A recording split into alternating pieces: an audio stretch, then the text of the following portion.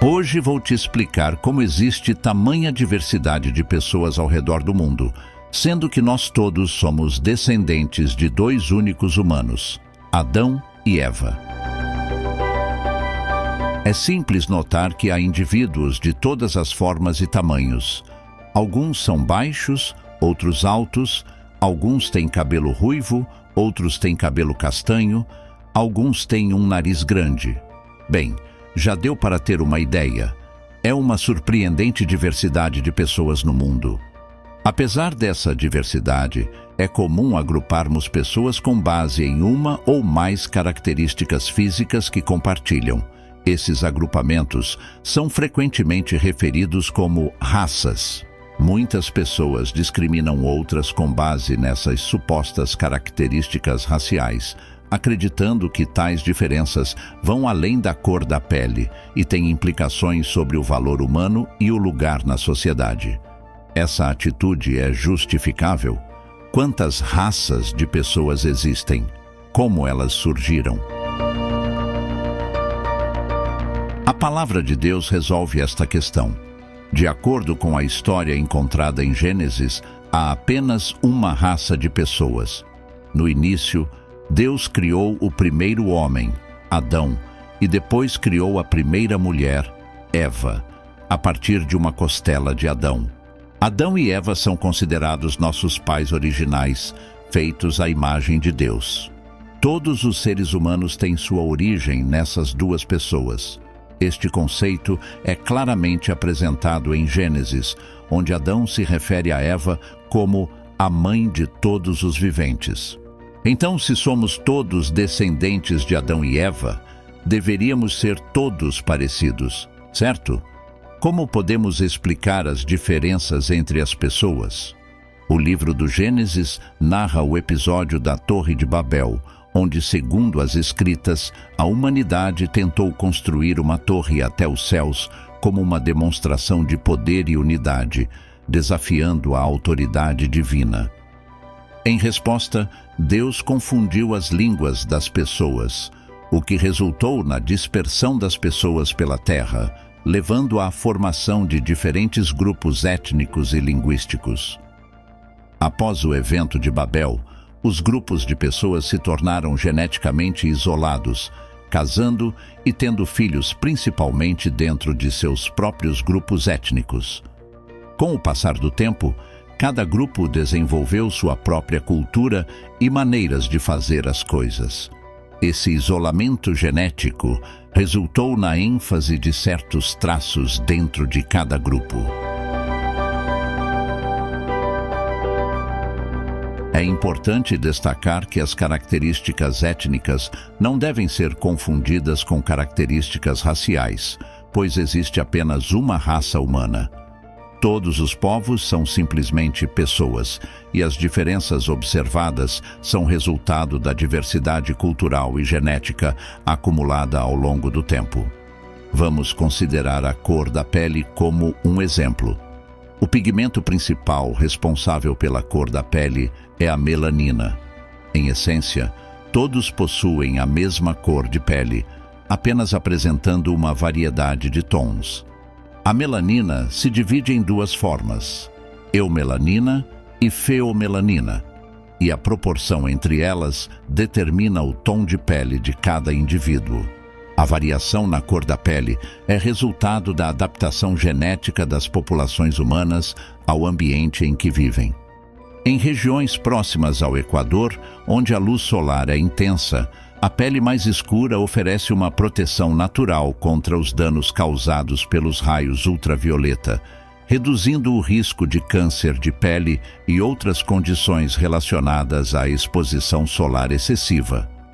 Por outro lado, em latitudes mais altas, onde a intensidade da luz solar é menor, a pele mais clara permite uma maior produção de vitamina D, essencial para a saúde dos ossos e do sistema imunológico, em resposta à exposição solar limitada.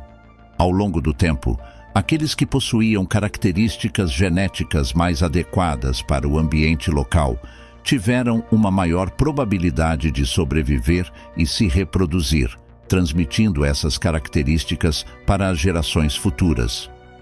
Isso ilustra como a seleção natural moldou a diversidade da cor da pele humana em resposta às pressões ambientais. Ao longo de várias gerações, essas características vantajosas seriam perpetuadas nos genes, enquanto as menos favoráveis seriam eliminadas. Isso resulta em uma diminuição gradual da variabilidade genética em populações isoladas. Consequentemente, os indivíduos com pele escura tendem a ter descendentes com a mesma tonalidade de pele, enquanto aqueles com pele clara geralmente têm filhos também de pele clara. No entanto, os indivíduos com um tom de pele moreno frequentemente têm descendentes com uma ampla variedade de tons de pele. Isso ocorre porque esses grupos morenos ainda mantêm uma considerável variabilidade genética em relação ao tom de pele. Com base em nosso conhecimento sobre a herança do tom de pele, há uma forte suspeita de que Adão e Eva possuíam um tom de pele castanho.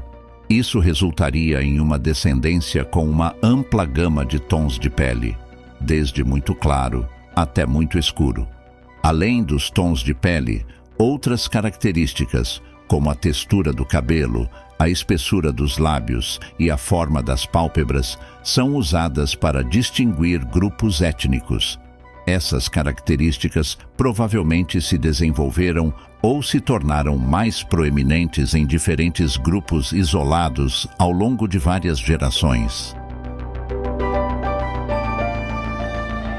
Lamentavelmente, em vez de glorificar a diversidade criada por Deus, os seres humanos, por sua natureza pecaminosa, muitas vezes usam essas características como desculpa para julgar o próximo.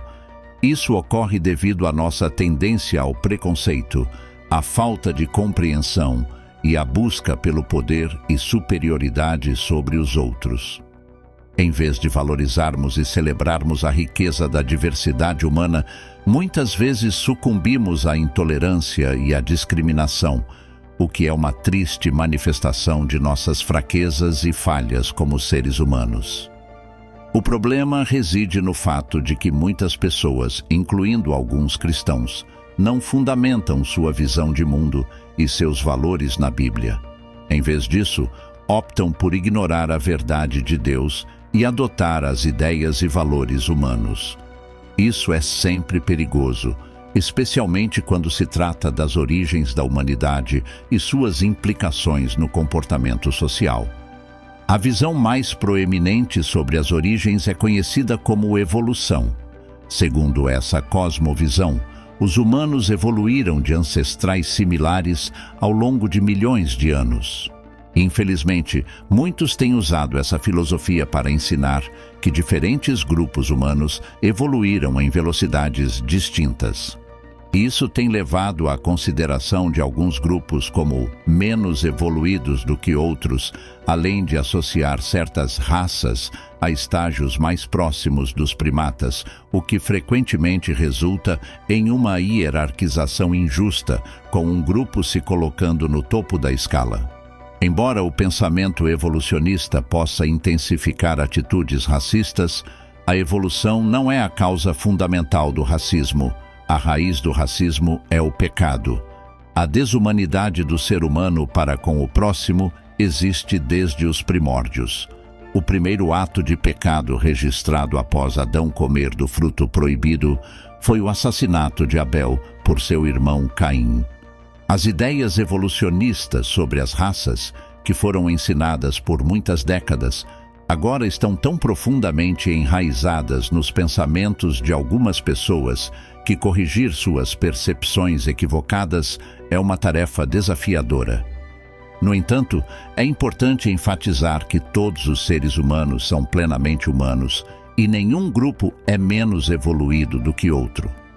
De fato, a diferença genética entre quaisquer duas pessoas é apenas cerca de 0,1%, uma diferença insignificante. Os cientistas envolvidos no mapeamento do genoma humano afirmaram que só existe uma raça, a raça humana. Alguns até argumentam que o termo raça não tem sentido. Podemos falar com precisão sobre grupos de pessoas, mas devemos entender que esses grupos representam o que a Bíblia se refere como tribos ou nações. De fato, os povos possuem heranças culturais e étnicas que merecem ser honradas e celebradas. No entanto, é crucial reconhecer que todos nós compartilhamos uma humanidade comum, uma origem comum. Mesmo diante de nossas diferenças, somos todos iguais perante Deus e perante um ao outro. A ideia de raças levanta uma questão séria. Se houvesse diferentes raças, por qual delas Cristo teria morrido? A verdade é que todos os seres humanos têm uma relação de parentesco. Todos nós podemos traçar nossa ascendência até o primeiro homem, Adão. Como descendentes de Adão, todos somos pecadores. E como pecadores, todos precisamos de um Salvador.